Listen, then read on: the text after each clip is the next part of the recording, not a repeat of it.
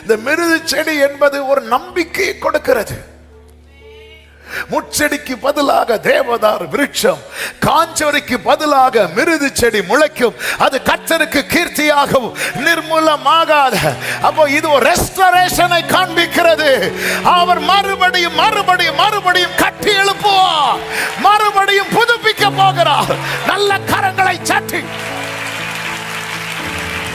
ஓ Jesus. மிருது செடிகளுக்கு நடுவில் ஒரு புருஷன் நிற்கிறார்.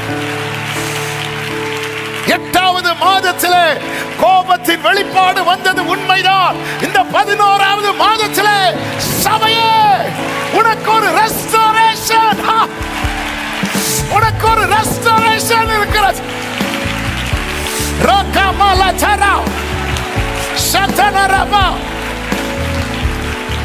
இந்த 11வது மாதத்திலே மிகவும் சிறுமைப்பட்டு நொறுக்கப்பட்டு எந்த மட்டும் இறங்காதிருப்பீர் என்ற கேள்வியோடு என்னைக்கு ஆண்டவரே எனக்கு ஒரு வாசலை திறக்க போறீங்க? இதோ மிருது செடிகளுக்கு நடுவில்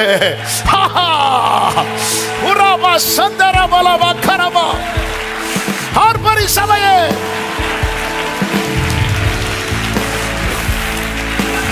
எனக்கு ஒரு ரெஸ்டோரேஷன் இருக்கிறது. என்னுடைய தொய்ந்து போன ஆவிக்குரிய ஜீவியம் மீண்டும் கட்டி எழுப்பப்பட போகிறது. நஷ்டப்பட்ட மேன்மை திரும்ப கிடைக்க போகிறது.